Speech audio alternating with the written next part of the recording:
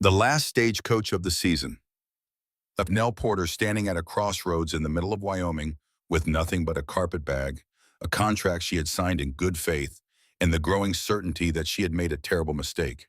Not the kind of mistake you could undo with an apology or a train ticket east.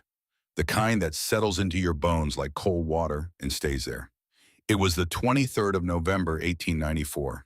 The sky above the Wyoming Territory had turned the color of old pewter sometime around midday, and by the time the stagecoach driver pulled his team to a stop at the crossroads and announced that this was as far as he was going, the first snowflakes were already falling. Fat, lazy flakes that drifted down with the unhurried confidence of something that had nowhere else to be. Nell stood and watched the coach disappear back the way it had come.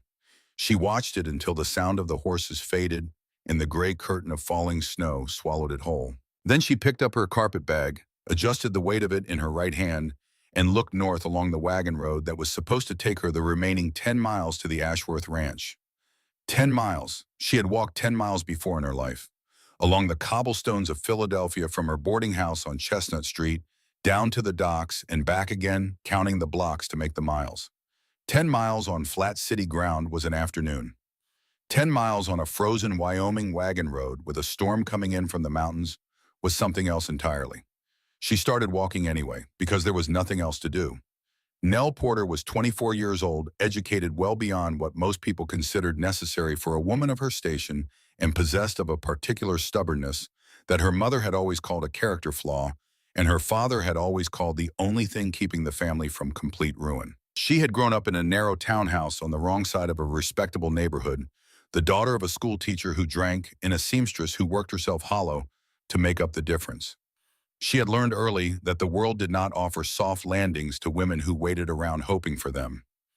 So she had answered the advertisement. It had appeared in the Philadelphia Inquirer on a Tuesday morning in September, tucked between the notices for dry goods and the announcements of land sales out west. A rancher in Wyoming Territory seeking a wife of good character and reasonable education. Room board and a life of honest purpose provided. Interested parties to write to a solicitor's office in Cheyenne. She had written that same afternoon. The correspondence that followed was formal and efficient. There was no romance in it, no pretense of courtship. A Mr. Hargreaves at the solicitor's office sent her a contract written in careful legal language. She read it 3 times, made note of the clauses she did not entirely understand, and signed her name at the bottom in the clear, even hand she had learned from her father before the drinking had gotten bad enough to make him forget she existed.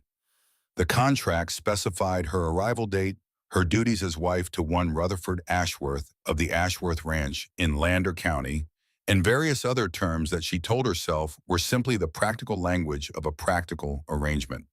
She did not think too carefully about what it meant to be a woman who had signed a contract. She thought instead about what it meant to be a woman who had a plan. The snow was falling harder now. What had started as gentle flurries was thickening into something with real weight behind it. The wind had picked up from the northwest, finding the gaps between her coat buttons, slipping cold fingers along the back of her neck. The wagon road was still visible under about an inch of fresh snow, but the edges of it were blurring fast the surrounding prairie, erasing itself in slow increments until there was only white in every direction. Nell kept walking. She thought about the women she had grown up watching. Her mother at the sewing machine at midnight, eyes red from the lamplight, fingers moving on their own, while the rest of her was somewhere far away. The women in church on Sundays wearing their best dresses to sit in pews and be grateful for lives that had been chosen for them before they were old enough to understand that choices existed at all. The girls she had gone to school with one by one, finding husbands and disappearing into houses and coming out again a few years later, looking like someone had quietly removed something essential from inside them. She was not going to be that. Whatever Rutherford Ashworth turned out to be, whatever the Ashworth Ranch turned out to look like, she was going to find a way to be something more than furniture. That was the thought she was holding on to when the wind hit her properly for the first time.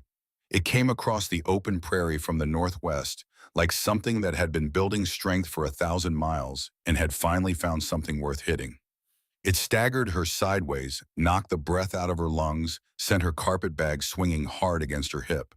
The snow that had been falling vertically was suddenly horizontal, driving into her face like needles collecting in her eyelashes, filling her mouth when she opened it to gasp. The wagon road disappeared. Not gradually, all at once. One moment there was a visible track in the snow ahead of her, a slight depression in the white, the ghost of wagon wheel ruts. The next moment there was nothing. Just white in every direction, white overhead, white underfoot, white pressing in from all sides until she could not tell with any certainty which way was north. Which was the road, which was the open prairie, falling away toward the creek, she had been told ran about 200 yards west of the road. She stopped walking, because walking in a direction you could not identify was worse than not walking at all. The cold had gotten past her coat, past her wool dress and her cotton underthings, and whatever small warmth her body was still generating. It was inside her now, settling into her chest, climbing up the back of her neck. Her fingers had gone from cold to numb sometime in the last 10 minutes. Her feet inside her good traveling boots were starting to feel like objects that belonged to someone else, things she was carrying rather than things that were part of her. She understood in a way that was almost calm in its clarity that she was in serious danger. And then she saw the light, just a faint amber smudge in the white, maybe 50 yards to her left, maybe 100 distance, being impossible to judge in a whiteout. It could have been anything: a homestead, a line shack, a trick of a snow-blind mind looking for something to fix onto. But it was the only thing in the entire white world that suggested the possibility of surviving the next hour. So Nell picked up her carpet bag, put her head down against the wind, and moved toward it. The snow was knee-deep in the drifts she had to push through. The wind came at her in gusts that stopped her cold and then eased just enough to let her take another few steps before hitting again. She counted her steps the way she had counted city blocks as a girl. 1, 2, 3, 4. Keep counting. 1, 2, 3, 4. Do not think about the cold. Do not think about what happens if the light disappears. The light did not disappear. It grew. Resolved itself from a smudge into a glow, from a glow into the warm yellow square of a window.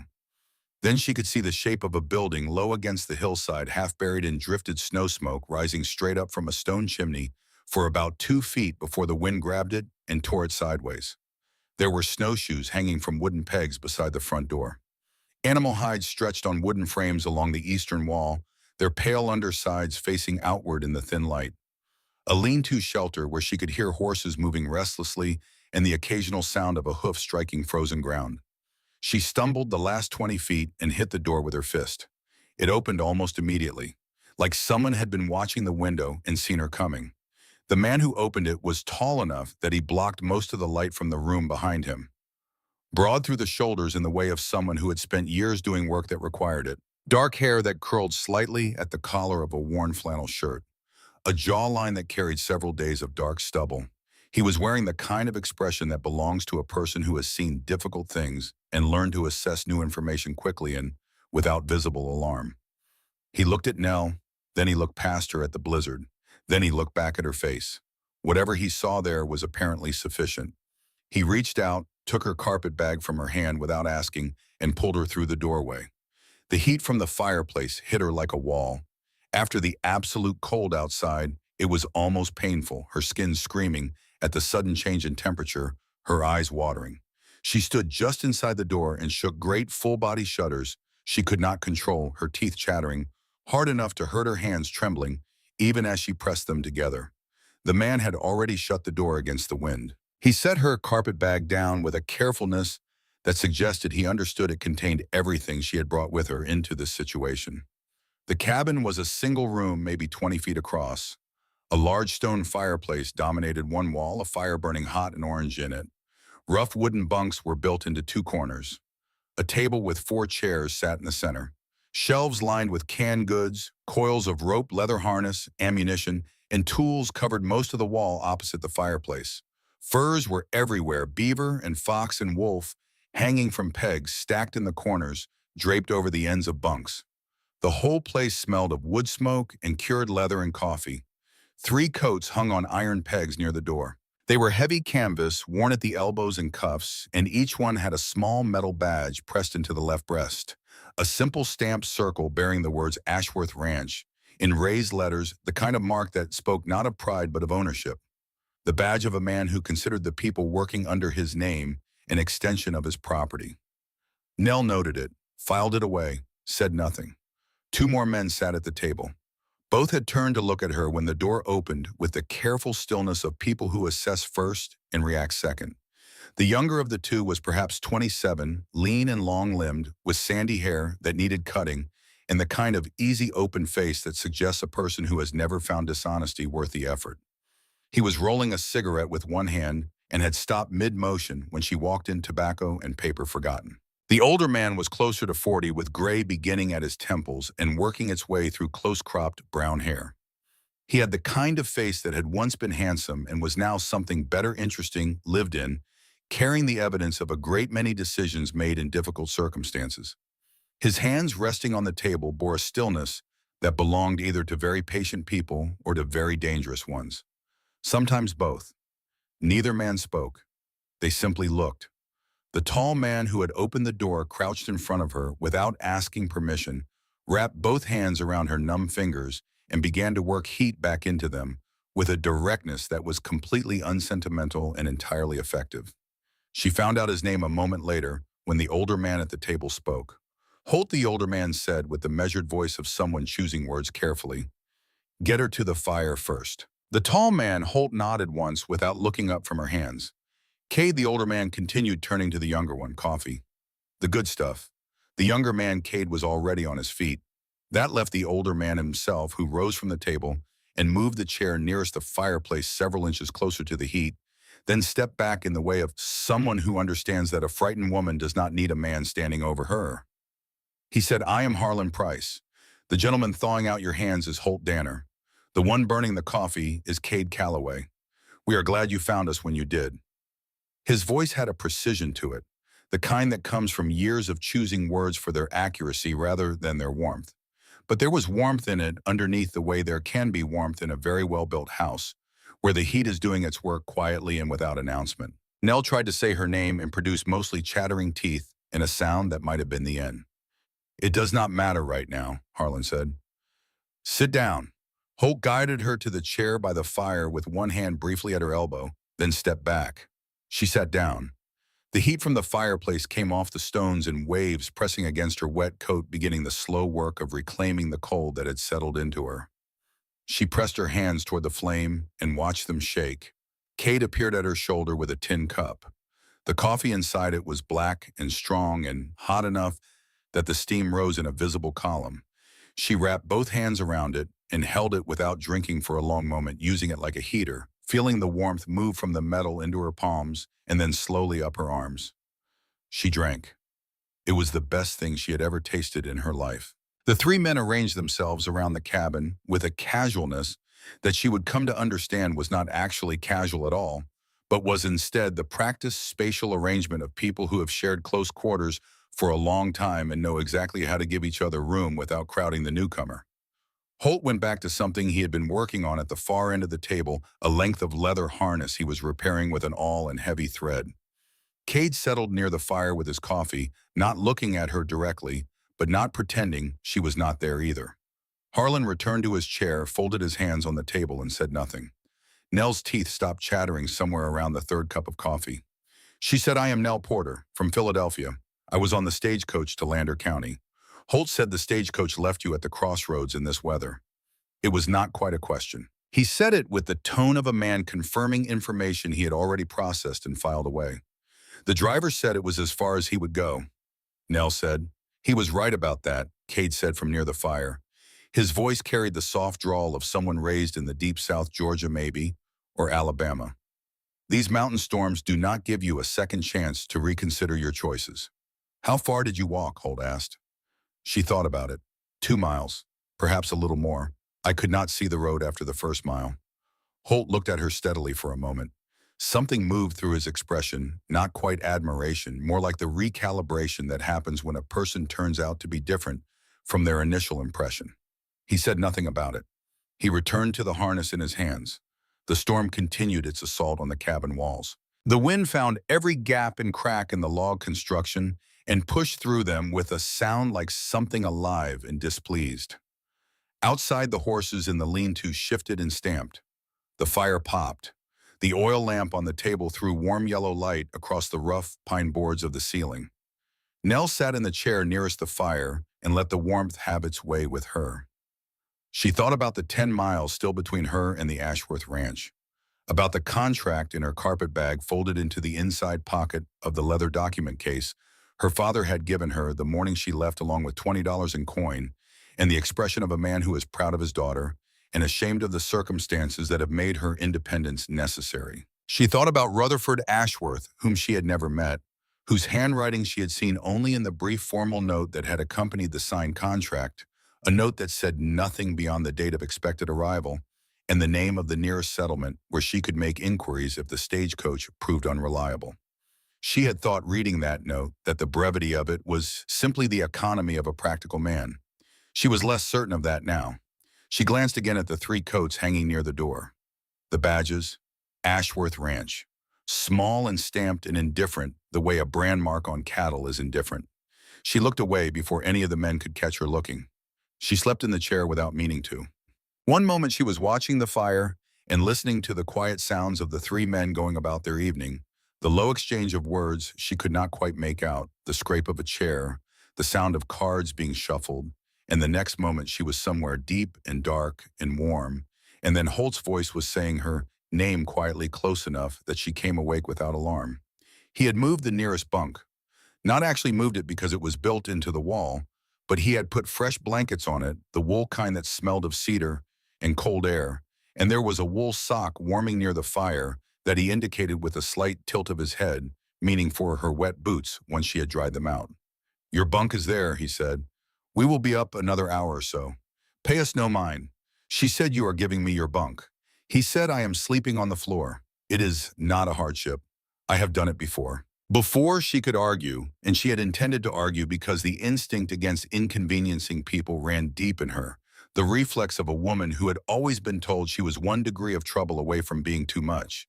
He had already turned back to the table and resumed whatever conversation she had interrupted by waking up.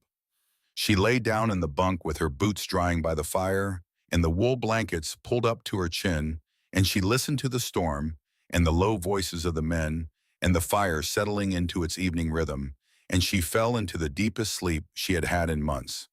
In the morning, the storm was worse. Nell woke to the sound of an axe striking ice, steady, rhythmic blows from somewhere close to the door. The windows on the north wall were completely blocked by drifted snow. The fire had burned down to coals, and Cade was on his knees in front of it, feeding it split wood with the focused attention of someone who understood that fire in a Wyoming blizzard was not a comfort, but a necessity. She dressed quickly behind the privacy of a wool blanket someone had strung on a length of rope across the corner of her bunk. It was not much of a partition. She could see the shapes of the room through the weave of it, but the gesture of it was something. The acknowledgement that she deserved some small portion of privacy, even in a single room with 3 strangers. She noted it the way she had noted the badges on the coats the night before, filed it alongside everything else she was collecting about these men and their arrangement. When she came around the blanket, Harlan was sitting at the table with the tin cup, looking at nothing in the middle distance, the way men look when they are thinking through something complex and prefer to do it quietly. He said good morning without looking up. She said good morning back. Outside, the axe kept striking ice. She said, "Is that Holt?" Harlan said the door freezes shut in these temperatures. "He does it every morning. He will be in directly." She looked at the north window, completely white. She said, "How long do these storms last?" Harlan looked up at her then. He had pale gray eyes, the kind that give nothing away but miss nothing either. He said, "This one, 3 days minimum. Could be 5. She sat down across from him. She said, "I have a contract with the Ashworth Ranch." He said, "I know." She said, "You know my name." He said, "We were sent to the crossroads to collect you. The stagecoach was due 2 days ago. We have been waiting at the crossroads camp since Thursday. When the storm hit yesterday afternoon, we rode for this cabin.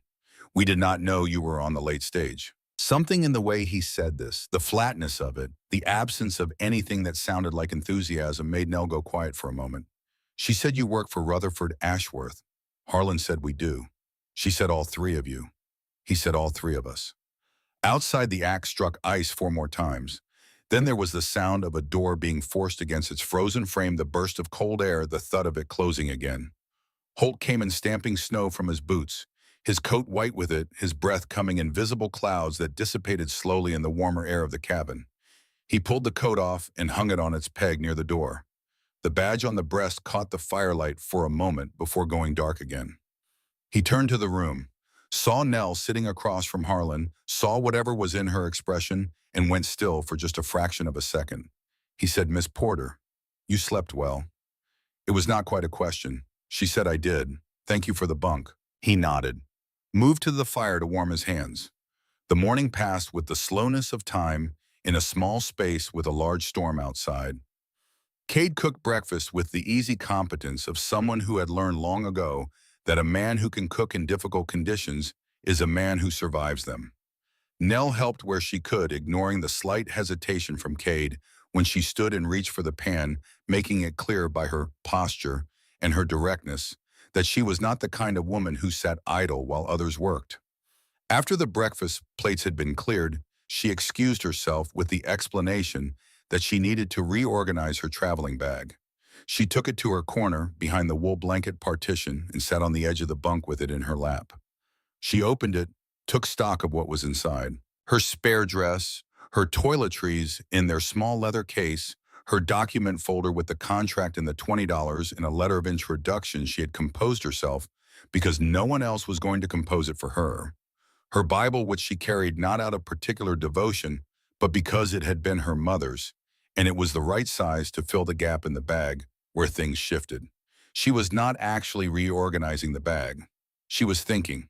3 men sent to collect her, sent by Rutherford Ashworth, who had signed a contract calling her the future Mrs. Ashworth, but who had not found it worth his time to come collect her himself. 3 ranch hands who had been waiting at a crossroads camp in late November, Wyoming, who had ridden to this cabin when the storm hit, who had let her sleep in their bunk and warmed her hands and made her coffee and had not once not, in the entire evening and morning, spoken of Ashworth with anything resembling warmth. She thought about Harlan's gray eyes, the way they gave nothing away, the way he had said, "We work for Rutherford Ashworth," with all the enthusiasm of a man describing the weather. She thought about the badges on the coats, small metal discs that marked a man as belonging to something the same way a cattle brand marks an animal as belonging to something. She thought about the note from Ashworth, the solicitor that had accompanied her contract, the careful legal language, the clauses she had not entirely understood. She needed a map. If she could get a clear picture of the terrain between here and Lander County, she could understand her options. Whether there was another route, whether there was a settlement between this cabin and the Ashworth Ranch, where she might find a boarding house, a telegraph office, someone to wire to.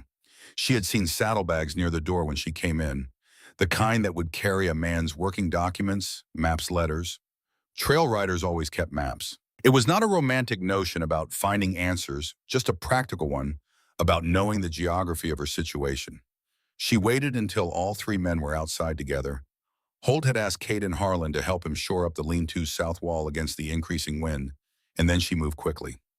The saddlebags near the door were stamped with the letters HD, burned into the leather worn smooth from use. She opened the right side pocket, first found a folded length of cord and a small whetstone and a folding knife. She opened the left side. There was a map. She unfolded it quickly, saw the terrain she needed, noted the distances and the landmarks, began to fold it back. Beneath the map was a letter, folded once, the Ashworth Ranch seal pressed in wax on the outside.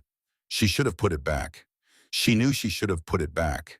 She had been raised by a woman of principle who had always said that certain kinds of privacy were not to be violated. Her mother had also raised her to survive, and survival sometimes required information.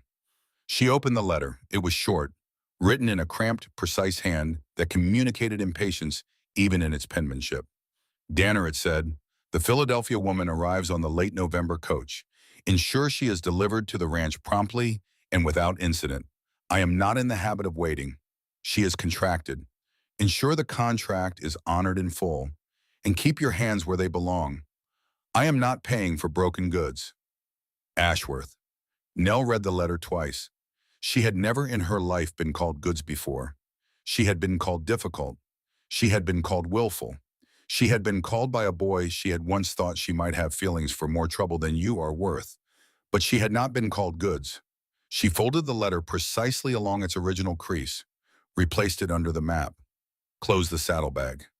She walked to her bunk and sat down. She sat very still for a long moment, her hands in her lap, the sound of the storm outside filling all the space in the cabin that the silence left.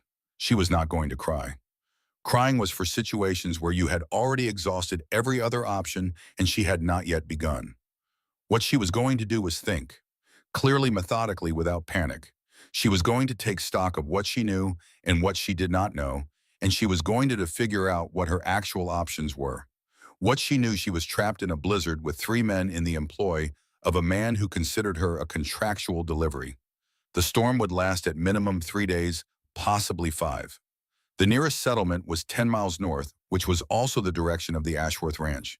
She had $20 a signed contract and the legal knowledge that she was, as of this moment, still Nell Porter of Philadelphia, not yet the property of anyone. What she did not know what Rutherford Ashworth was actually like. What the terms of the contract actually meant in practice, whether these 3 men were the instruments of her delivery or something more complicated. That last question was the one that mattered most right now. And there was only one way to find out. The door opened, cold air and the smell of pine and snow. The 3 men came back inside, knocking ice from their boots, pulling off frozen gloves. Holt was the last one through. He pulled the door shut behind him and turned. He found Nell standing in the middle of the room watching him. Something in his expression shifted slightly. Not alarm, not guilt. The slight recalibration of a man who is used to reading situations accurately and has just read something new. He said nothing. He crossed to the fire and held his hands out to it. Nell said, "Mr. Danner." He turned his head. She said, "I have a question and I would like an honest answer." He looked at her steadily, said nothing but did not look away. She said, "You were sent to collect me and deliver me to the Ashworth Ranch." He said, "Yes." She said, "You know Rutherford Ashworth. You work for him. You know what kind of man he is." He said nothing, but the quality of his silence was its own kind of answer. She said, "Are you going to deliver me?" The fire crackled. Kate had gone very still near the shelves where he was pretending to organize something. Harlan at the table had not moved. The storm pressed against the walls. Holt Danner looked at Nell Porter for a long moment. His expression was unreadable in the way of men who have made a practice of keeping it so. But his hands held toward the fire were very still. He did not answer. And somehow, standing in that cabin in the middle of the worst storm she had ever seen in her life, with $20 in her pocket and a contract that called her goods and 3 strangers as her only company, Nell found that the silence was the most honest thing anyone had said to her in weeks. The second day began the way difficult days often do, quietly, with the false gentleness of a situation that has not yet decided how bad it intends to get. Nell woke before the others. The fire had burned low in the night, and the cabin held the cold of early morning, that thin, penetrating cold that settles into a room in the hours before dawn, when even the walls seem to have given up on warmth. She lay still for a moment under the wool blankets and listened. The storm outside had not quit. It had changed character overnight. The violent gusting of the previous evening had settled into something steadier, more patient, a sustained howl that suggested it was in no hurry to conclude its business with the Wyoming territory.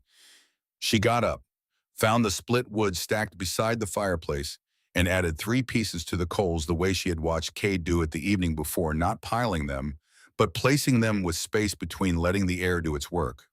The fire caught. She fed it again.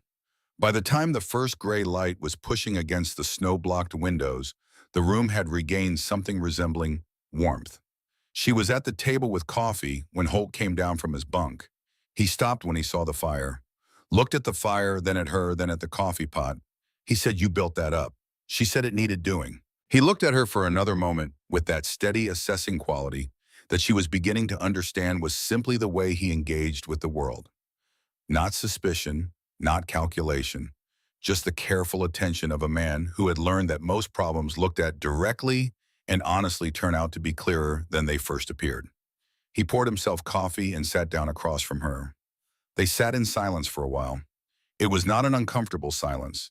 It had the quality of 2 people who have each independently decided that conversation requires something worth saying and are content to wait until that condition is met. Outside, the storm pressed on. Nell said, "How long have you worked for Ashworth?" Holt turned his cup in his hands.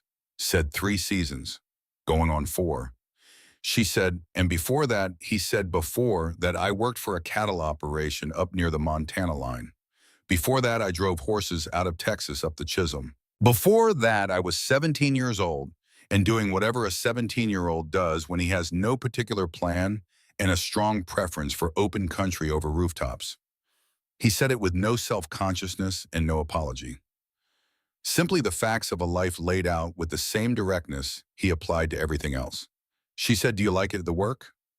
He thought about it. Not the performative pause of a man deciding what answer will make him sound best, but the genuine pause of a man who does not give answers he has not actually considered. He said, "I like the country. I like the horses. I like work that has a clear result you can see at the end of the day. Whether the man whose name is on the payroll is worth working for, that is a separate question." He did not say anything else about it. He did not need to. Kate appeared sometime later, hair standing in four directions, squinting at the light from the fire, with the expression of someone who is not naturally an early riser, but has made his peace with the necessity of being one. He took over the cooking without ceremony, moving around the limited space of the cabin with the practiced economy of a man who had learned to make good food in difficult conditions and considered this a point of professional pride. He made cornmeal porridge with dried fruit and fatback coffee, thick enough to eat with a spoon, and a rough biscuit cooked in the iron pan that came out uneven on the outside and improbably good on the inside. He did all of this while carrying on a meandering, one-sided conversation about the relative merits of different kinds of cast iron pans, their proper seasoning, the criminal negligence of people who wash them with soap. Nell listened. After a while, she got up and stood beside him and watched what he was doing with the pan. She said, "Show me how you do the biscuits." He looked at her sideways. "Said you cook?"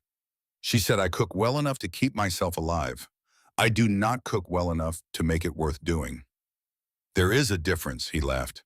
A genuine open sound that filled the whole cabin and seemed to surprise him as much as anyone. He said, "That is the most honest thing I have heard about cooking since my grandmother told me that her secret ingredient was not caring what anyone thought about it." He showed her the biscuits. The ratio of flour to fat, the minimal handling, the way you could tell by the sound of the sizzle whether the pan was at the right temperature. His hands moved with a gentle precision as he demonstrated, and Nell understood that Cade Calloway was a man who expressed through action what he could not always find words for care attention. The quiet intention to make something better than it strictly needed to be. Harlan ate breakfast without speaking much, which seemed to be his natural state in the morning. He had the look of a man with a great deal going on in the upper floors, while the ground floor attended to the business of coffee and cornmeal. After breakfast, when the dishes had been cleaned and stacked, and the fire had settled into its working rhythm, Holt pulled on his coat and looked at Nell. He said, "Come outside." She said, "It is a blizzard." He said, "I know. Get your coat." She got her coat. Outside, the world was entirely white and entirely loud. The wind grabbed at her from the moment she stepped through the door, pushing her sideways, filling her ears with a sustained roar that made conversation require a certain effort. The snow had drifted to the roof of the lean-to on the north side. To the south, where the hillside broke some of the wind's force, it was somewhat more navigable. Holt stood in the lee of the cabin wall, one shoulder against the logs, looking at the sky. He said, "What do you see?" She said, "Snow, wind, more snow." He said, "Look at the color of the sky to the northwest." She looked. She said, "It is lighter there than directly overhead." He said, "That means the worst of the system is to the east and moving. When the front edge of a storm like this passes the sky to the northwest, lightens first. You will not see it clearly for another day, maybe two. But it is there." He said, "Now, look at the snow coming off the roof of the lean-to." She looked. The snow was blowing off the roof in a thin horizontal sheet streaming out to the southeast. He said, "That tells you wind direction and intensity. When that stream starts to break up and fall more vertically, the wind is losing strength. When it falls straight down, the storm is ending." She said, "You read the storm like a map." He said, "Everything has a map if you learn how to read it. Sky, ground, snow, the way an animal moves when it is frightened versus when it is simply alert. The way a man holds his shoulders when he is telling you the truth versus when he is telling you what he thinks you want to hear." He said that last part without looking at her. His eyes were still on the sky to the northwest. She said, "And what do my shoulders tell you right now?" He looked at her then. He said, "They tell me you are not as afraid as you probably ought to be, and that you are thinking harder than you are letting on." She said, "Is that a problem?" He said, "No. He said it with something in his voice that was not quite a smile but occupied the same general territory. They went back inside. He showed her the tracks in the snow near the lean-to, the difference between the pressed oval of a deer hoof and the dragging shuffle of a much larger animal. He showed her how fresh snow on top of a track indicated the time elapsed since it was made, and how the crystalline structure of the snow itself changed with temperature in ways that told you how cold it had gotten overnight.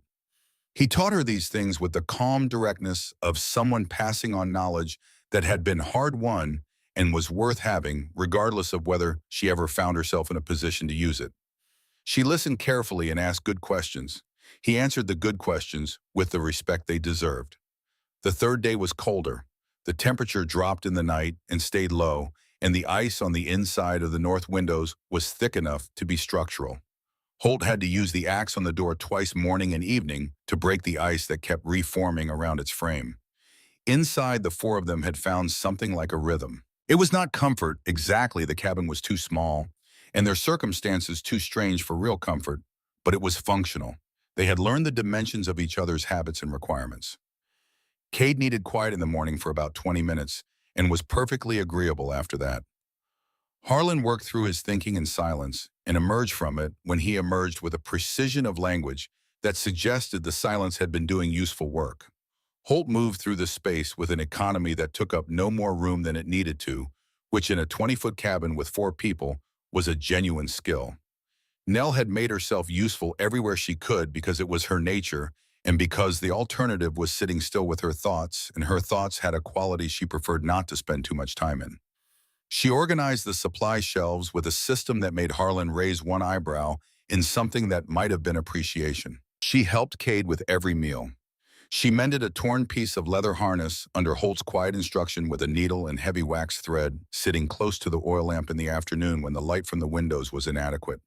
In the evenings they talked, not with the forced quality of people trying to fill silence, but with the natural ease of people who have agreed without ever saying, so that honesty is less exhausting than performance when you are stuck together for days with nowhere to go.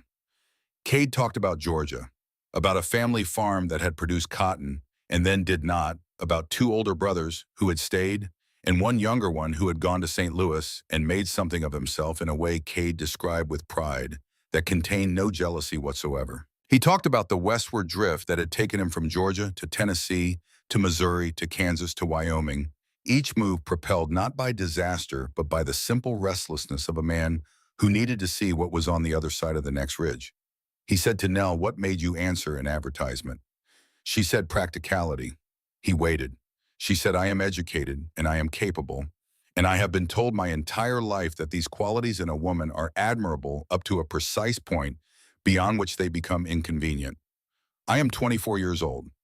My mother sewed until her fingers bled.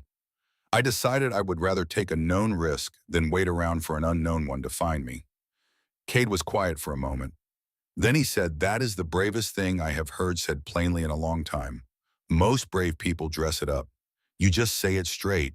She said dressing it up would not make it less true. On the 4th day, Harlan talked. It happened in the afternoon when the light through the snow-blocked windows had gone flat and gray, and the 4 of them were arranged around the fire in the companionable proximity that develops naturally between people who have shared a small space for long enough. Cade was carving something small from a piece of pine with his folding knife, his hands moving with the same careful precision he brought to cooking. Nell was reading a worn almanac she had found on the supply shelf. Holt was doing nothing visible, which she had come to understand meant he was thinking. And Harlan was looking into the fire with the expression he wore when he was building to something. He said, "I should tell you something, Miss Porter. It is relevant to your situation, and I have been deciding whether it was my place to say it." She set the almanac down. She said, "Say it." He said, "I am not a ranch hand by trade. I practiced law in St. Louis for 11 years. Estate work primarily. Wills, contracts, property transfers. I worked for Rutherford Ashworth's interests in a professional capacity for 4 of those 11 years. She said nothing. She waited. He said, "Rutherford Ashworth had a wife before you. Her name was Eleanor Voss Ashworth. She was 31 years old when she disappeared. The official record states that she died of a fever in the winter of 1891. I drew up the estate documents myself after the fact when Ashworth informed me of her death." He stopped. He looked at the fire for a moment. He said, I never saw the death certificate. Ashworth told me it had been lost. He said the local doctor who attended her had moved on before the paperwork could be completed. There were reasons given, all of them plausible, none of them quite right. I know what plausible but not quite right looks like in a document because I spent 11 years producing exactly that quality of language when clients required it. He said I began to ask questions. Quietly through the appropriate channels. I found nothing definitive. What I found was an absence, and an absence of the kind of record that death normally produces. No burial notice, no physician's report, no word from anyone in the community who had seen her ill, who had visited in her final days, who had attended the service. He said I resigned from Ashworth's employ 8 months later. Told him it was a matter of other commitments. He accepted this without objection, which was itself informative. He paused again. Something moved through his expression that he did not entirely control, a brief involuntary thing, the face of a man who has been carrying something for a long time and has not yet put it down. He said there was something else. When I came to Wyoming the following spring, I did not seek work on Ashworth's ranch directly. I came through a foreman in Cheyenne who handled labor placement for several ranches in the territory, a man who did not know my history with Ashworth. By the time Ashworth learned I was on his payroll, I had been there long enough to be unremarkable. He made no move to dismiss me. I believe he found it more useful to keep me close where he could observe me than to send me away where I might speak freely. A man like Ashworth understands that proximity can serve as a leash. I came to Wyoming telling myself I wanted to see the country. I told myself a great many things. He said the truth is that I wanted to be close enough to the situation to understand it, and I have not yet understood it. Nell said, you think she did not die? Harlan looked at her directly. He said, I think that Eleanor Ashworth was an inconvenience to a powerful man who had run out of patience with inconveniences. And I think that the tools a powerful man uses to manage his inconveniences in a place where law is thin on the ground are not always the tools the law would approve of. The fire crackled. Kate had stopped carving. Holt had not moved, but the quality of his stillness had changed the stillness of a man who was listening very carefully. Nell said, and you think I am intended to be the next wife? Harlan said, I think you signed a contract that transfers certain significant legal rights over your person to a man whose previous wife is unaccounted for. Yes. She sat with this for a moment, let it settle, did not allow herself the luxury of panic because panic was what happened when you ran out of options, and she had not yet run out of options. What she had run out of was innocence about her situation, which was not the same thing and was in fact considerably more useful. She said then, I need to understand the contract. Harlan said, I read it when Ashworth's solicitor sent it for filing. I can tell you what is in it. She said, tell me. He told her, clause by clause in the measured language of a man who had spent 11 years learning to extract precision from legal documents. The obligations it imposed, the rights it transferred upon arrival and formal acknowledgement at the ranch. The one clause that she had noted without fully understanding when she signed it, the clause specifying that the contract required her voluntary acknowledgement at the point of arrival, her signature on a secondary document confirming willing acceptance of the terms. She had not yet arrived at the ranch. She had not yet signed anything beyond the original agreement. She said, so the contract is not yet in force. Harlan said that is one interpretation. The counter-argument would be that the contract binds you from the moment of signing, regardless of arrival. A court could go either way depending on the jurisdiction and the sympathies of the judge. However, he paused. He said, however, a contract that requires a subsequent act of acknowledgement, and that act has not been performed, is in several respects an incomplete instrument. There are arguments to be made. She said you could make them. He said I could. She said, would you? He looked at her for a long moment with those pale gray eyes that gave nothing away and missed nothing. He said, I drew up Ashworth's interest for 4 years. Whatever I failed to do about Eleanor, I can at least do this. She nodded, said nothing else. But something had shifted in the cabin, some redistribution of weight, as if the conversation had moved something that had been sitting in the wrong place. She was still turning this over in her mind an hour later when the horses outside went loud. Not the ordinary shifting and stamping of cold, restless animals. The sharp alarm sound of horses that have heard or smelled something they do not like. Nell looked up. Holt was already on his feet, moving to the window, clearing a small circle in the frost with the heel of his hand and looking through. He said quietly, 4 riders. He said Harlan. Harlan was already standing, already moving toward the back of the cabin. Cade said Donovan's men. Holt said 2 of them I recognize. The other 2 I do not. The knock on the door was not the knock of someone asking permission. It was the knock of someone announcing arrival. Holt looked at Nell. He said, stay behind me. Stay back from the door. She said, I understand. He opened the door. 4 men came through it without being invited. The first was large, wearing a buffalo coat with the collar turned up and a hat pulled low, his face reddened by wind and cold, and the belligerence of a man who has convinced himself in advance that he has a right to whatever he has come for. The 3 behind him ranged in age and size, but shared the quality of men who have been asked to do something and have decided not to think too carefully about what it is. The large man looked around the cabin. His eyes found Nell and stopped. He said, you would be the Ashworth woman. Nell said nothing. Holt said, what do you need, Donovan? The man looked at Holt with the calculation of someone assessing odds. He said, I need the woman. Temporarily. Until Ashworth moves his cattle off the South Fork boundary where they have been sitting since October. I have asked him politely 3 times. I am done being polite. Holt said, you are not taking her anywhere. The man said, I am not asking you, Danner. You work for Ashworth. I have a quarrel with Ashworth, not with you. Step aside and you ride out of here with no difficulty.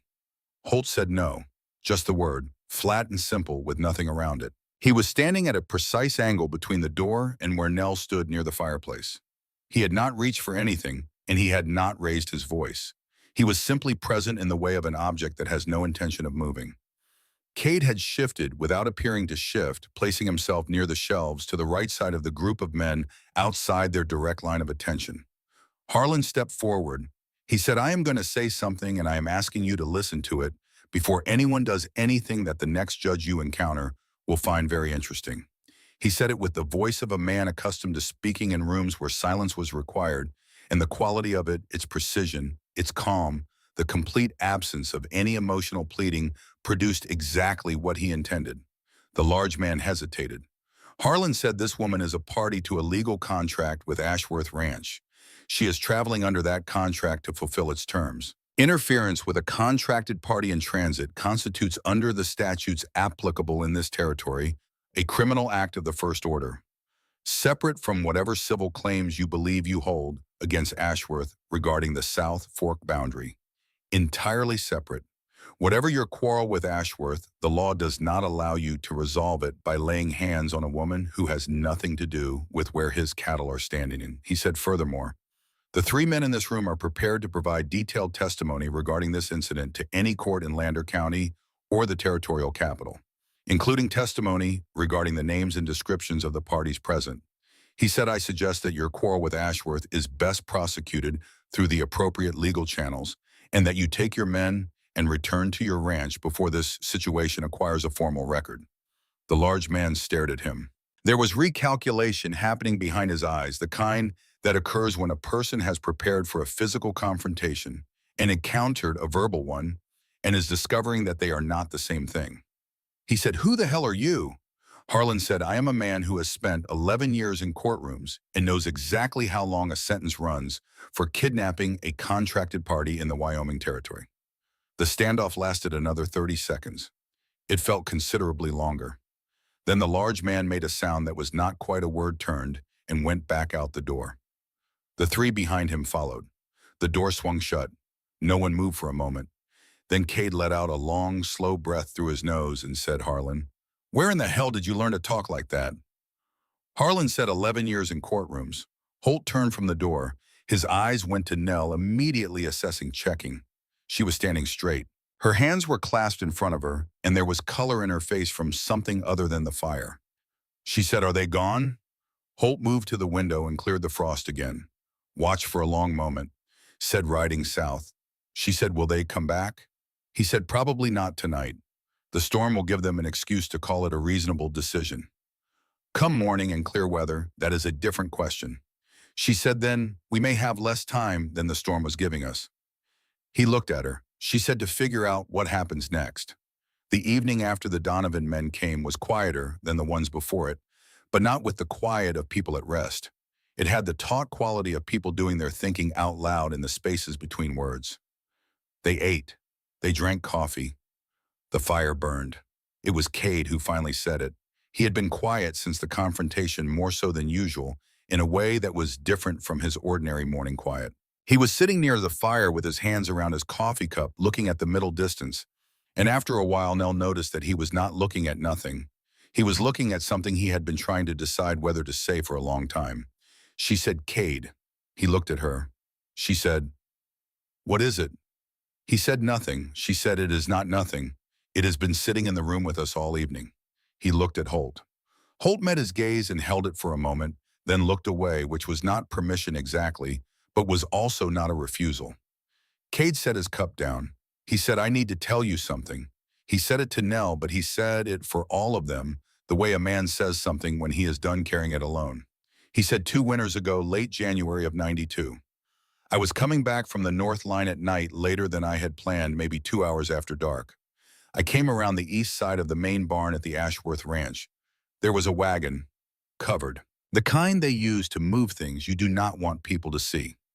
He paused, turned his cup in his hands. He said there were 2 men loading it. I did not know the men. They were not Ashworth hands. There was something in the back of the wagon wrapped in canvas, and there was a sound from it. He stopped again. Nell said a sound. He said it moved. What was in the canvas? It moved and it made a sound, not loud. The kind of sound a person makes when they have been told to be quiet and are doing their best to obey. The fire crackled. Nobody said anything. He said, I went back to the bunkhouse. I told myself I had not seen it properly. It was dark. I had been on the trail for 8 hours. I told myself a great many things, and I told myself all of them for 2 years, and none of them changed what I saw. He looked at Nell directly. He said, I did not know who it was. I did not know for certain it was what it looked like. I told myself those things too.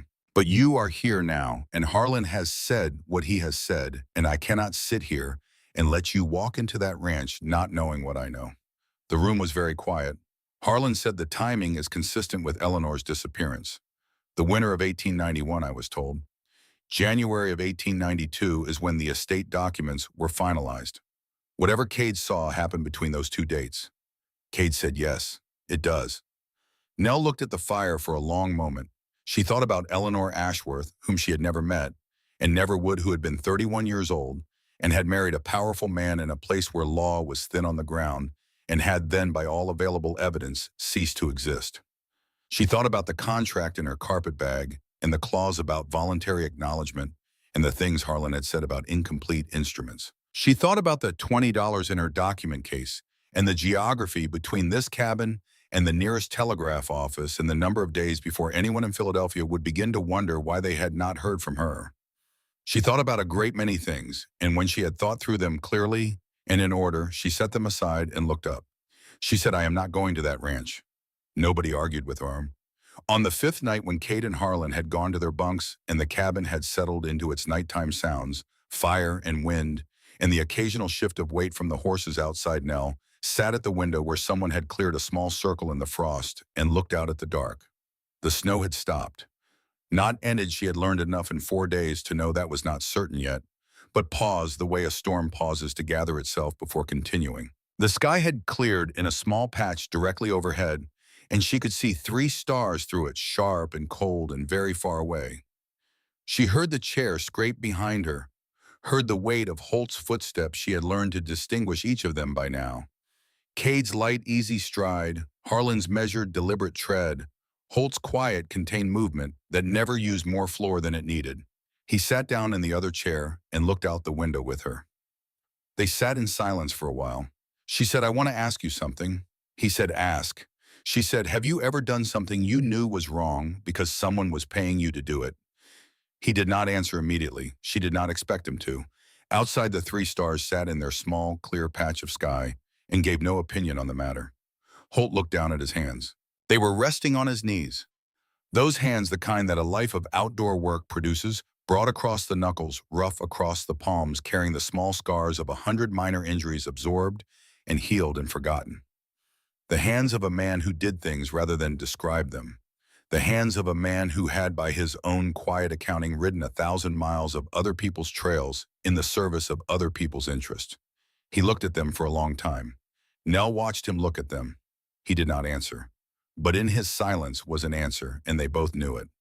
She thought about what it meant that the most honest man she had met in months was sitting across from her in a dying storm, looking at his own hands like they belonged to someone he was only now getting to know. Outside, the snow remained still. The three stars burned in their small, clear window of sky.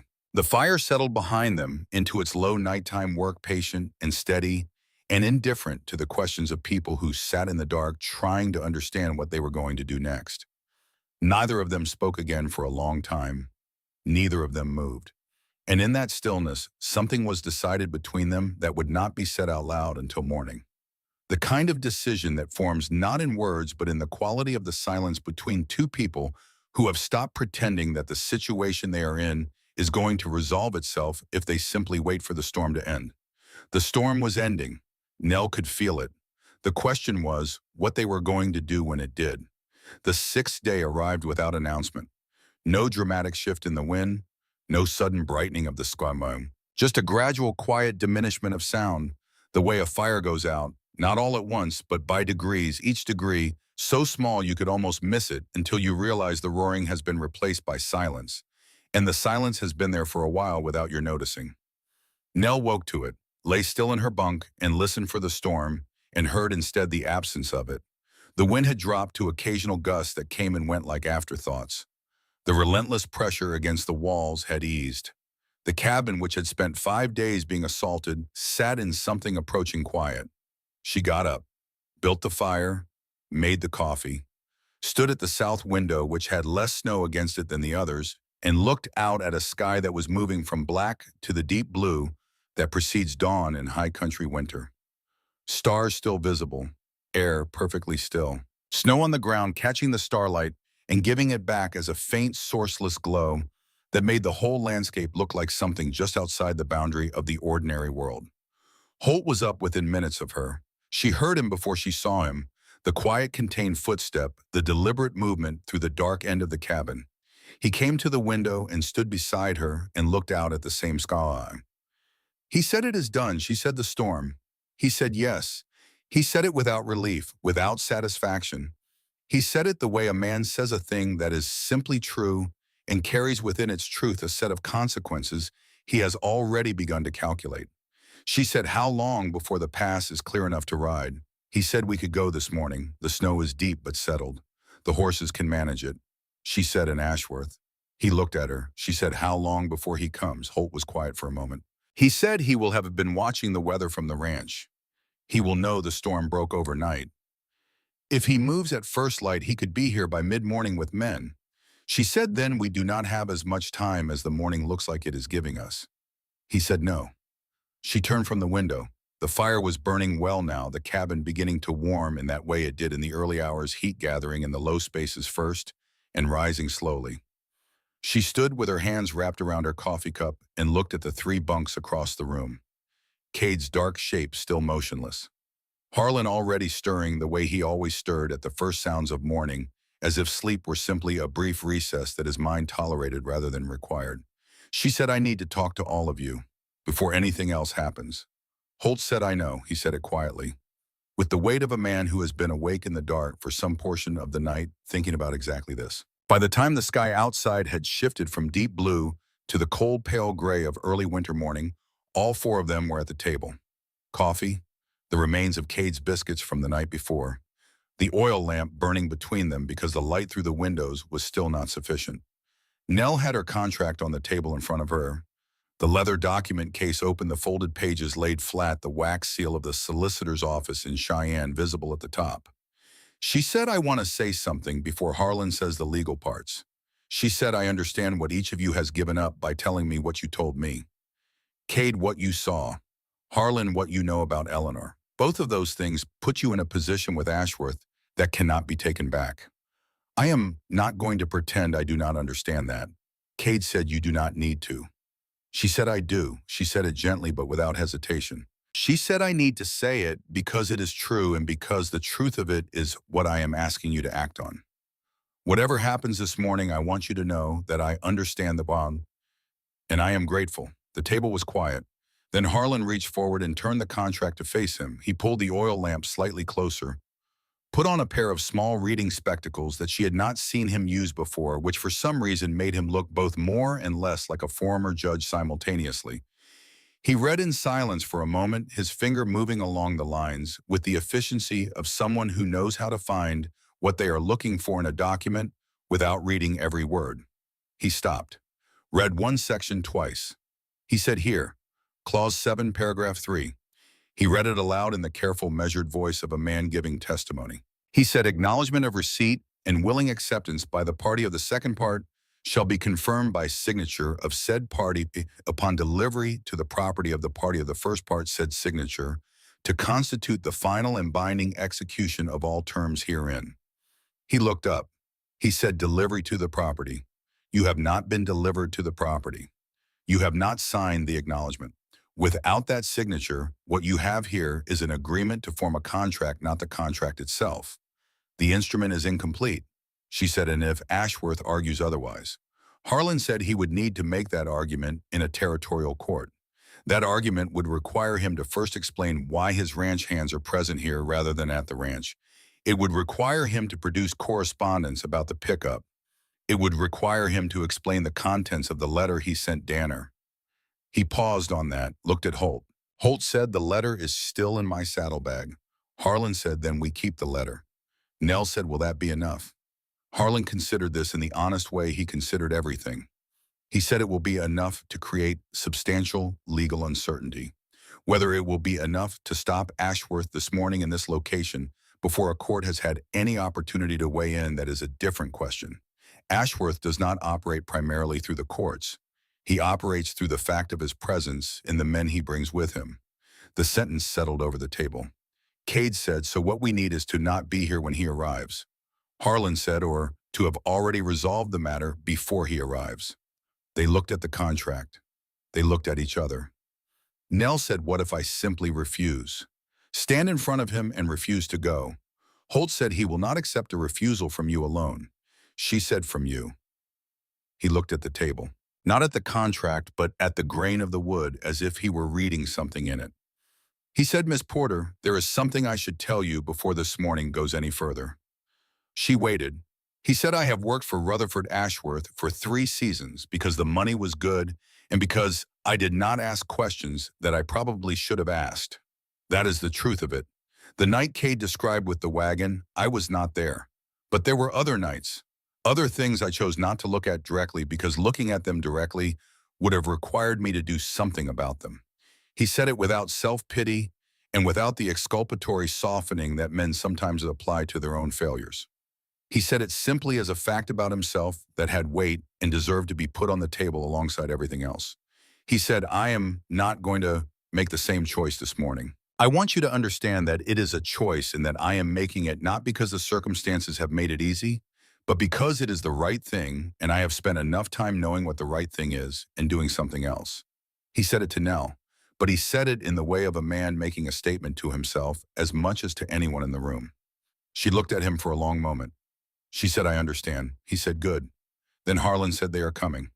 He had moved to the window without anyone noticing in the quiet, efficient way he moved when he was doing something that needed doing.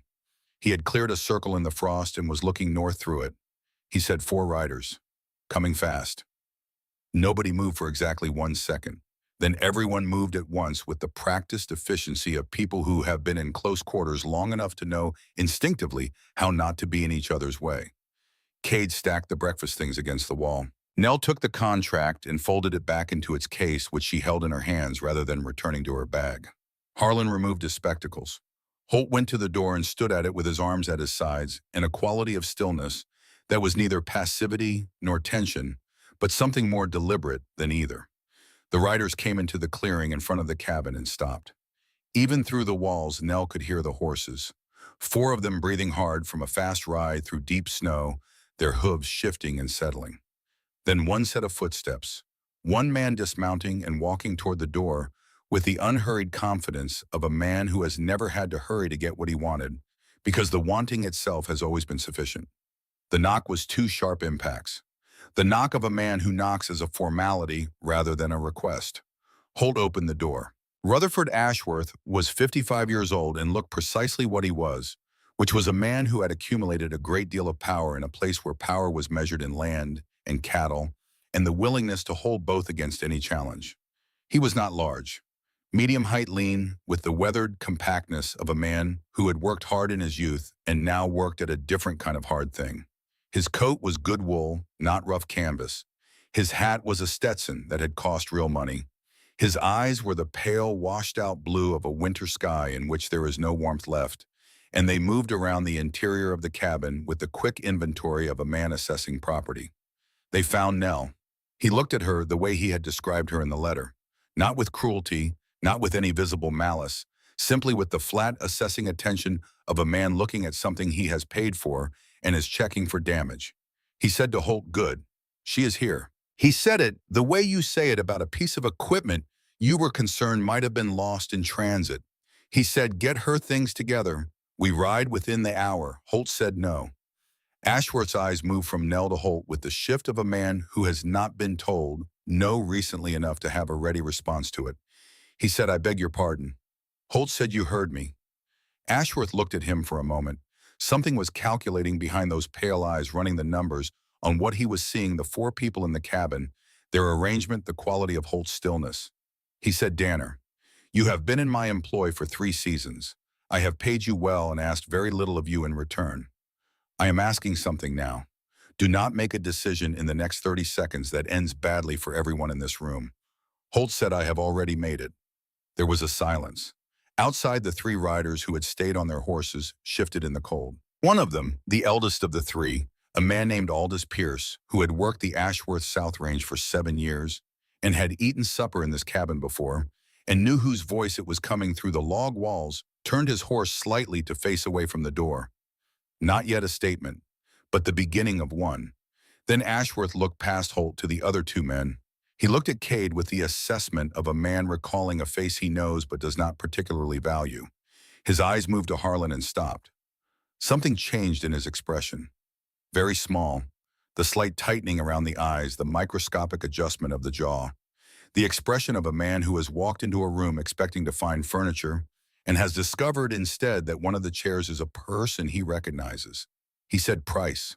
Harlan said Rutherford. The way he said the name was not warm and was not cold. It was the way a former judge says a name in a formal proceeding. Simply the name stripped of all social obligation, reduced to its function as an identifier. Ashworth said, "What are you doing here?" Harlan said the same thing I was always doing in your employ, paying attention to documents. Ashworth's eyes went to the leather case in Nell's hands. He had not looked at her as a person up to this point. He looked at the case as the thing it was, a container for a document that was either his instrument or his problem, depending on what was inside it. He said, "Miss Porter." He said her name for the first time. His voice adjusted slightly, adding a quality that was probably intended to sound like courtesy and landed as its technical approximation. He said, "I apologize for the conditions of your arrival. The storm was unforeseen. I want to assure you that the ranch is comfortable and that every arrangement has been made for your—" "She said, Mr. Ashworth." He stopped. She said it without heat and without fear. She said it the way her mother had said the names of creditors who came to the door with the absolute composed certainty of a woman who has decided precisely what she is going to say and has no intention of being moved from it. She said, "I have read the contract I signed. I have had the benefit of counsel from a man who knows its terms as well as the man who wrote them. I have not arrived at your property. I have not provided the signature of acknowledgement that Clause 7 requires for the contract to achieve full execution. By the terms of the document itself, I am not yet bound." She said, "I am not going to the Ashworth Ranch." The cabin was very quiet. Ashworth looked at her. The courtesy in his voice disappeared entirely. What remained was the flat, precise instrument of a man who has been managing people and property for 30 years and has very little patience for obstacles that present themselves in the form of women with leather document cases. He said, "You signed a contract." She said, "I signed an agreement to consider contracting. The contract itself requires an act that has not been performed. Mr. Price can explain the distinction at whatever length you require." Ashworth's eyes went back to Harlan. He said, "You have been advising her." Harlan said, I have been accurate with her. There is a distinction there as well.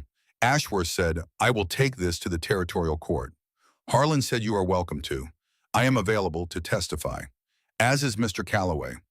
I expect the court will find the testimony regarding Eleanor of some interest, given that the case was never formally closed to the satisfaction of Ashworth, said Eleanor died of a fever. He said it quickly, too quickly, with the reflexive speed of a sentence that has been repeated so many times it fires without deliberate intention. Harlan said, yes, that is what you told me. He paused. He said, Mr. Calloway has a somewhat different account of events from the January of 1892. The silence that followed was the kind that has mass, the kind you feel against your skin. Ashworth looked at Cade. Cade met his gaze without flinching. He did not speak. He did not need to. The fact of his looking back was sufficient. Something happened in the economy of the cabin in that moment. A shift in what was possible and what was no longer possible, a reordering of the weights. Ashworth was still a powerful man. He still had 3 riders outside. He still had the accumulated force of 3 decades of getting what he wanted in a territory where what you wanted and what you could take were often the same thing. But Harlan had 11 years of courts behind his eyes. Cade had what he had seen.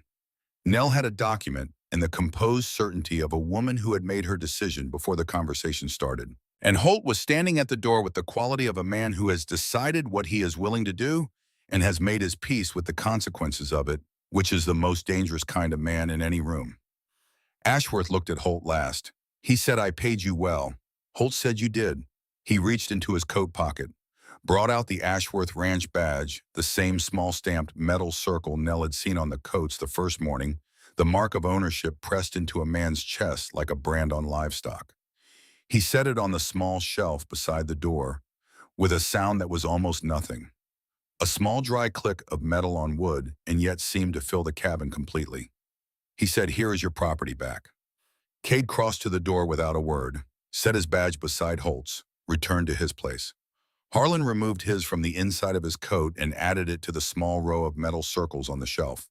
3 badges. 3 men who had decided each in his own way, and for his own reasons, that there were things worth more than what they had been paid. Ashworth looked at the badges for a long moment. Outside, one of the riders called in. Boss, said it with the flat urgency of a man who has seen something that requires attention.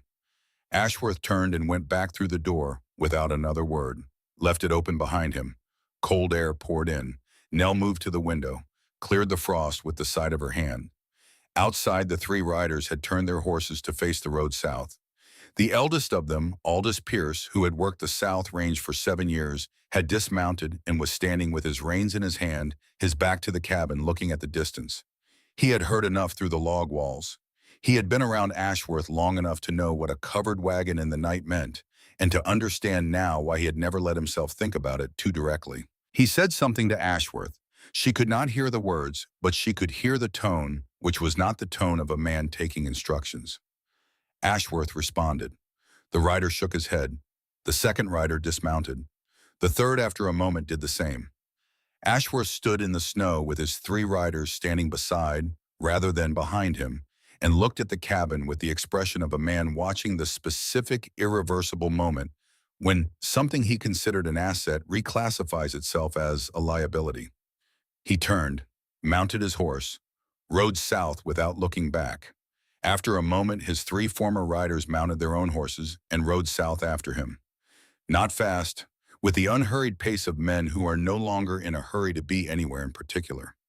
The sound of hooves on hard-packed snow faded. The clearing in front of the cabin went still.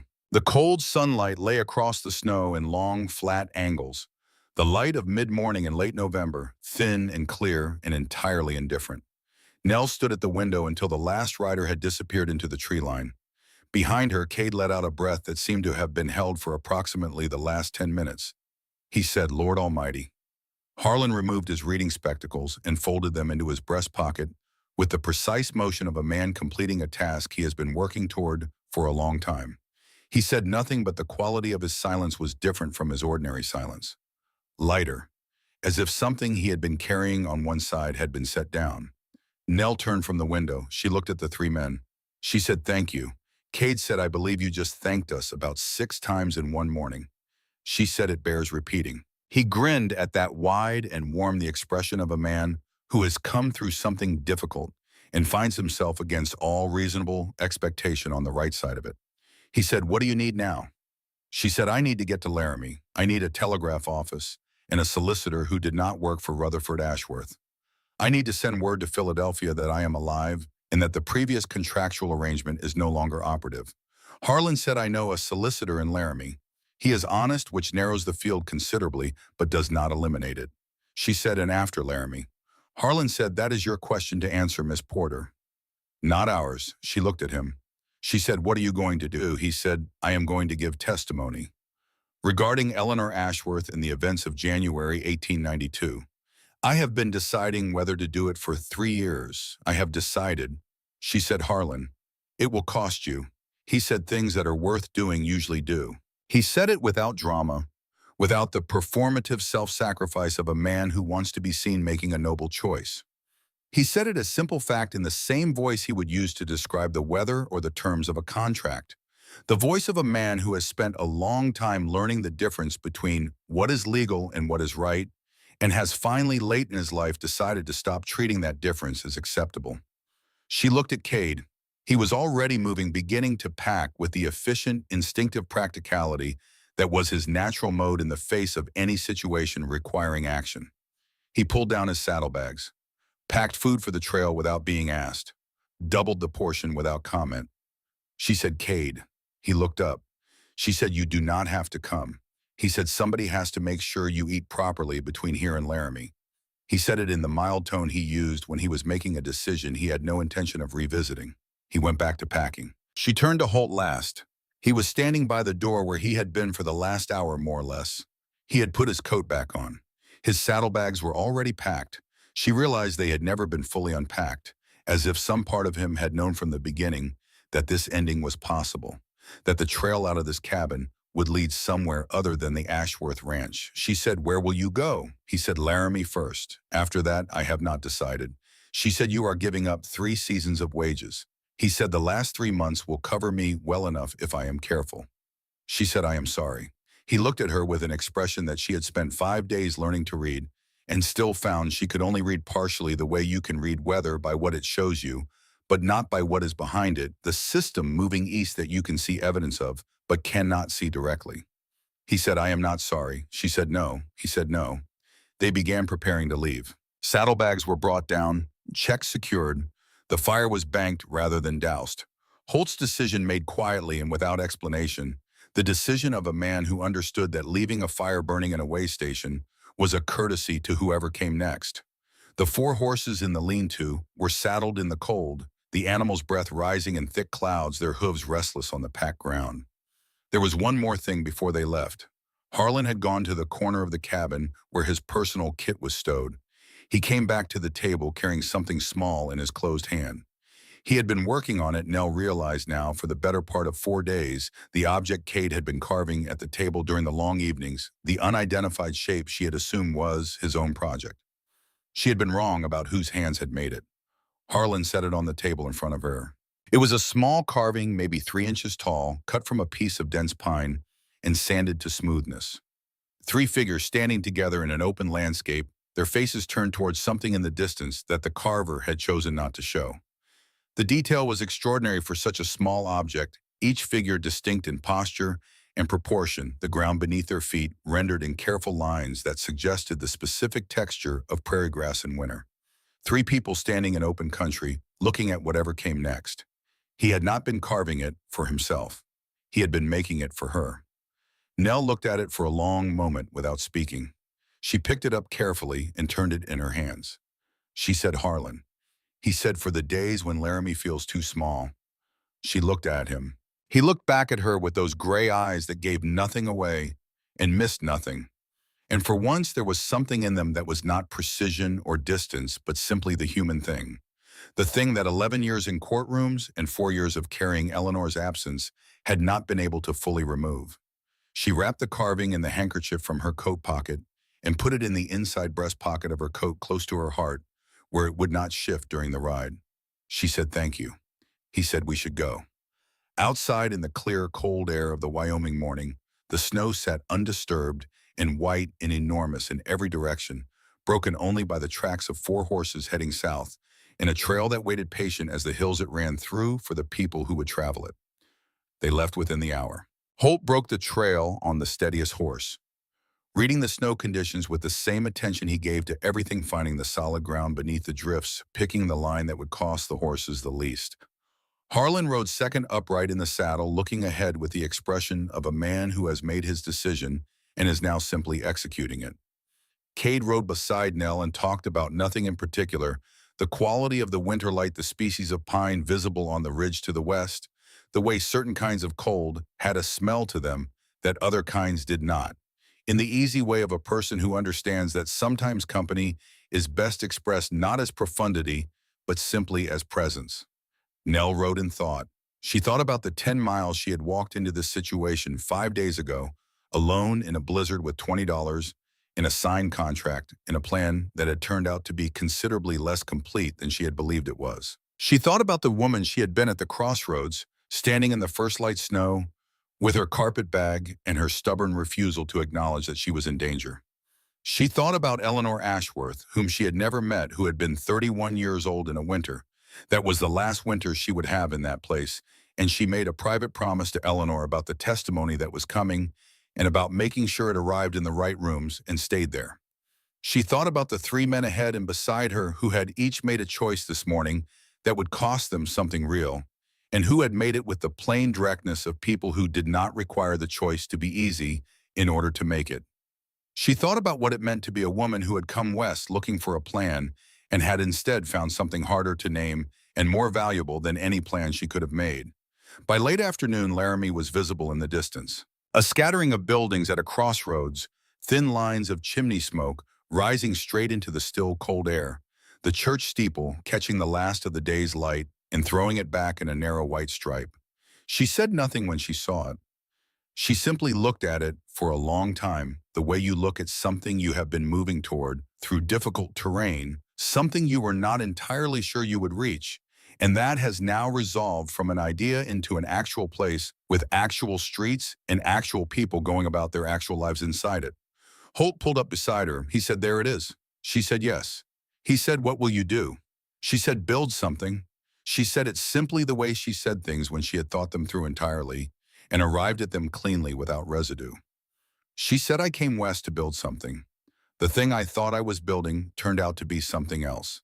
I will find the right thing, and I will build that instead."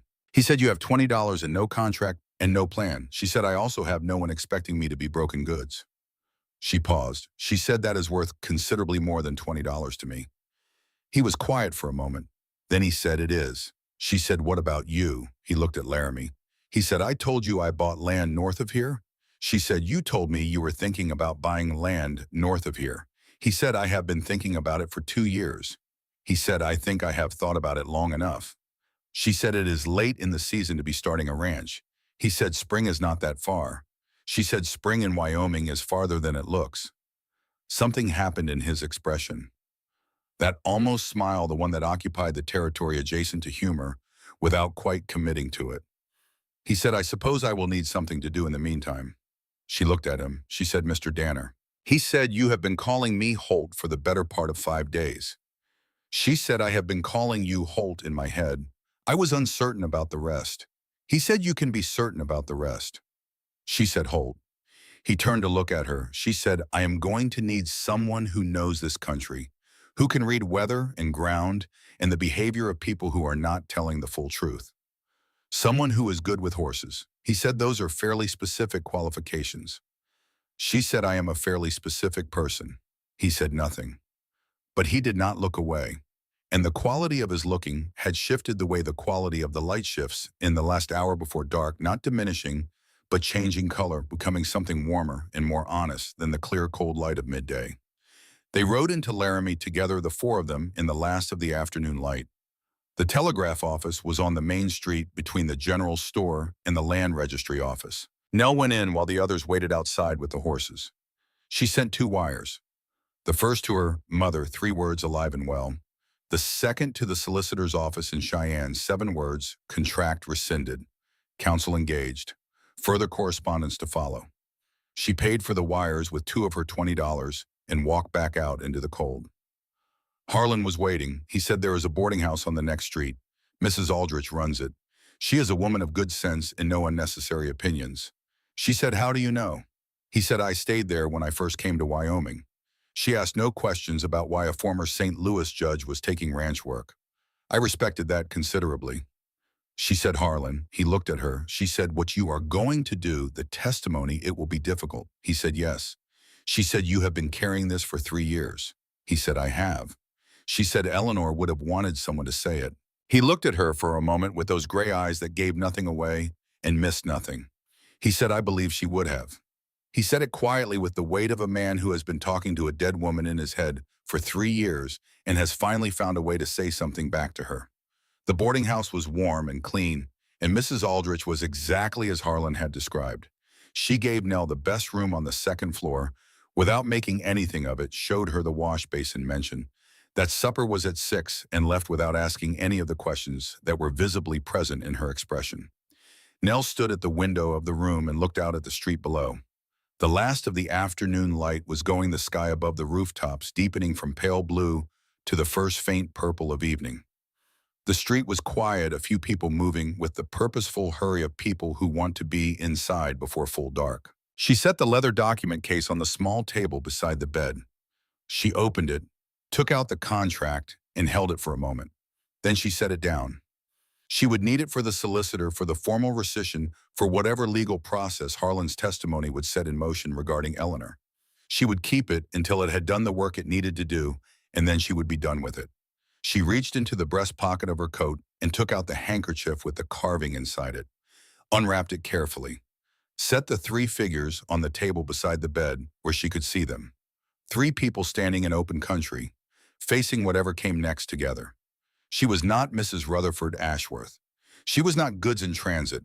She was not a woman whose value was determined by her condition upon delivery to someone else's property. She was Nell Porter of Philadelphia, 24 years old, with $18 left a room in a boarding house in Laramie, Wyoming, and the knowledge that she had walked through a blizzard and out the other side was something she had not had before, which was the precise and unambiguous understanding of what she was willing to do and what she was not, what she required, what she refused, who she was when the temperature dropped and the road disappeared and the situation became something other than the situation she had planned for.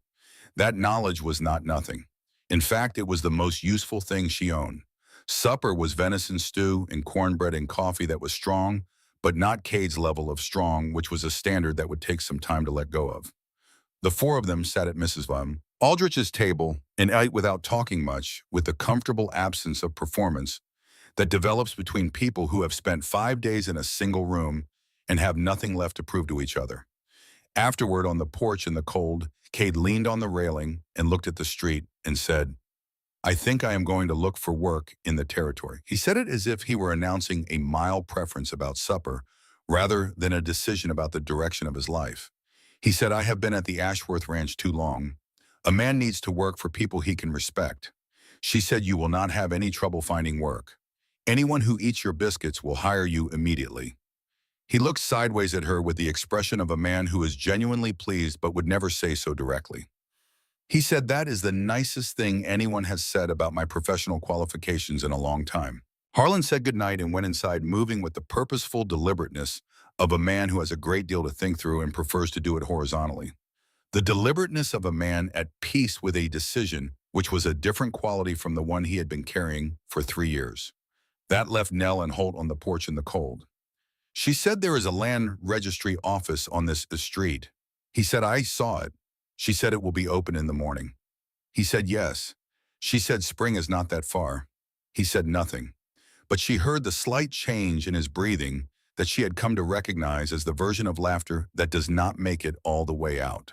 She looked up at the sky above the buildings, clear and enormous and full of stars, the kind of sky that only exists in places where there is no city light to argue with it. Cold and very far away and indifferent to the plans of the people below it, which was, she had come to understand, not a hostile quality, but simply an honest one. The sky did not care. The cold did not care. The land did not care, which meant that what happened in it was entirely up to the people standing under it. She said, Mr. Danner. He said, you have been calling me Holt for the better part of 5 days. She said, I have been calling you Holt in my head. I was uncertain about the rest. He said, you can be certain about the rest. She said, Holt. He turned to look at her. She said, I am going to build something here. She said, I do not know yet what it is, but I know what I am good at, and I know what I require, and I know that this country is large enough to do something in if you are willing to work for it and not wait for someone else to hand it to you. He said, I know that about you. He said, I knew it about you when you walked through that door half frozen and said thank you for the hospitality before you had finished shaking. She said, you remembered that. He said, I remember most things about that door opening. She looked at him. He was looking at her with the quality she had spent 5 days learning to read and still could only read partially, except that now she understood that the part she could not read was not concealment. It was simply depth. The way certain water looks dark not because it is hiding something, but because it goes down a long way. She said, the land north of here. He said, yes. She said, how much of it? He said, 300 acres along a creek. Good grass, good water. He said, room to build. She said, room for what? He said, whatever is worth building. The street was quiet around them. The cold, absolute, the stars overhead, burning with the indifferent permanence of things that existed long before the people looking at them and would exist long after. Nell stood on the porch of Mrs. Aldrich's boarding house in Laramie, Wyoming, with $18 and no contract and no plan beyond the next morning, and she understood that this was not the disaster it would have looked like to the woman standing at the Philadelphia crossroads in September, reading an advertisement in the Inquirer. This was the beginning of the actual thing. She had come west to build something real. She had walked into a blizzard and through it. She had read a letter that called her goods and decided without drama or self-pity that she was not going to be goods for anyone. She had sat at a table with 3 men in a storm-buried cabin and received the kind of honesty that most people spend their whole lives in the vicinity of without quite touching, and she had given it back in kind. Whatever came next would be hers. Not by contract, not by delivery to someone else's property. Hers because she had chosen it and worked for it and built it with a stubborn competence that her mother had called a character flaw and that she had come to understand was the most useful thing she possessed. She said goodnight to Holt Danner and went inside. 10 years later, a woman named Nell Porter ran the best small school in Lander County, Wyoming, out of a building she had designed herself and partially constructed with her own hands during the spring and summer of 1896. She had trained 4 teachers who now ran schools of their own in adjacent counties. She had testified in 2 territorial court proceedings, both of them related to the legal protection of women in contract situations. And in both cases, the outcome had gone the way that was right, rather than the way that was convenient, which is not always how these things go, but is how they went in those cases, partly because of a former judge named Harlan Price, who had a great deal to say on the subject and said it with precision and without apology. The Ashworth Ranch changed hands in 1897 after a territorial court proceeding that established sufficient cause to examine the circumstances of Eleanor Voss Ashworth's disappearance. Rutherford Ashworth relocated east under circumstances that the court did not formally describe as flight, but that bore a strong resemblance to it. The case regarding Eleanor was never fully resolved, which is the honest version of the story. Some things get close to justice without quite arriving, and the people who push them that far have to make their peace with the distance remaining. Harlan had made his peace with it. Nell knew because he had told her so 3 years ago at Christmas in the kitchen of her house, which was not the boarding house and was not far from Holt's 300 acres along the creek. He had said, I believe she knows. He had said it quietly, looking into his coffee, and Nell had not asked him what he meant because she understood exactly what he meant. Cade had found work the following spring at a cattle operation outside Cheyenne, and then another after that, and eventually a small ranch of his own in Carbon County, where he was known primarily for 2 things, the quality of his cornbread and the complete refusal of anyone who worked for him to ever be asked to do something they knew was wrong. He wrote occasionally letters that were brief and warm and always contained some observation about the weather or the horses or a particularly good cast iron pan.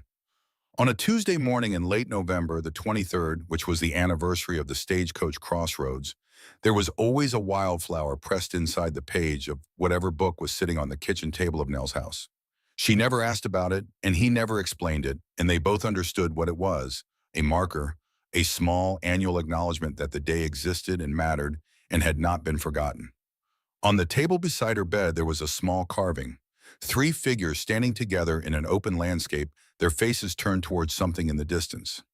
The detail was extraordinary for such a small object, each figure distinct in posture and proportion, the ground beneath their feet rendered in careful lines that suggested the specific texture of prairie grass in winter. Three people standing in open country, looking at whatever came next. Students occasionally asked about it. She always told them it was a gift from people she had met during her first winter in Wyoming. She never elaborated. She did not need to.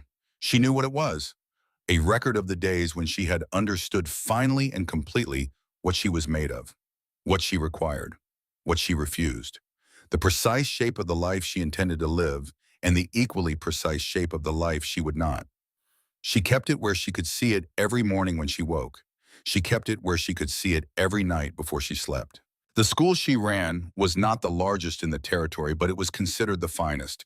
And the women who came out of it, her students, her trained teachers, the young women who arrived in Laramie looking for something more than what they had left behind and found in Nell Porter's classroom, a woman who understood exactly that feeling went on to build things of their own. Schools and businesses and lives shaped by their own choices, rather than by the choices of men who had paid for them. Nell did not take credit for this. She understood that she had simply shown them something she had learned in a cabin during a blizzard, that the first act of building anything real is knowing what you are not willing to accept. The house she shared with Holt Danner was not far from the school, close enough that on clear mornings she could hear the children arriving, their voices carrying across the cold air, with the particular energy of young things who have not yet learned to move through the world quietly. Holt had built most of it himself over the course of 2 years, with the same economy and precision he applied to everything, no more room than was needed, no less than was comfortable constructed to last. He had built the kitchen first because she had told him that was what mattered, and he had taken her at her word, without argument, which was one of the many reasons she had taken him at his. They had married in the spring of 1896 in a small ceremony at the church on the main street of Laramie, witnessed by Harlan and Kate and Mrs. Aldrich, who had never asked any unnecessary questions and had known from the beginning that something was going to come of the two people who had stood on her porch in the cold looking at the stars. Nell had worn a dress she had made herself, blue wool, not white, because she had made her own choices about what the ceremony meant, and white had not seemed to mean the right things. The Reverend had asked if she was certain. She had said yes with the same calm directness she had used in a cabin on the sixth day of a blizzard, when she had told a powerful man that she was not going to his ranch. The Reverend had noted her tone and moved quickly to the next part of the service. On cold winter evenings when the wind came down from the mountains and pressed against the walls of the house that Holt had built, Nell would sometimes sit at the window of the kitchen and watch the snow come down, and she would not think about the crossroads or the blizzard or the contract or the cabin with the frozen door. She would think about the light in the window.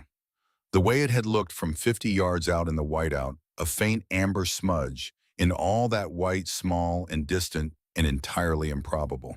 The way she had turned toward it anyway, the way she always had. And she would think about what it means to be a woman who walks into the dark toward a light she cannot fully see, not because she is reckless and not because she is unafraid, but because she has learned the essential frontier lesson that the only lights worth anything are the ones you move toward before you know for certain what they are. She had come west with $20 in a signed contract and a plan that had turned out to be wrong in almost every particular. She had found something true instead. That was in the end a better outcome than the one she had planned for. Outside in the Wyoming dark, the snow kept falling the way it always fell in late November in the high country, unhurried, indifferent, covering everything in the same white silence, making no distinction between the roads that went somewhere and the ones that did not, leaving it entirely to the people walking on them to know the difference.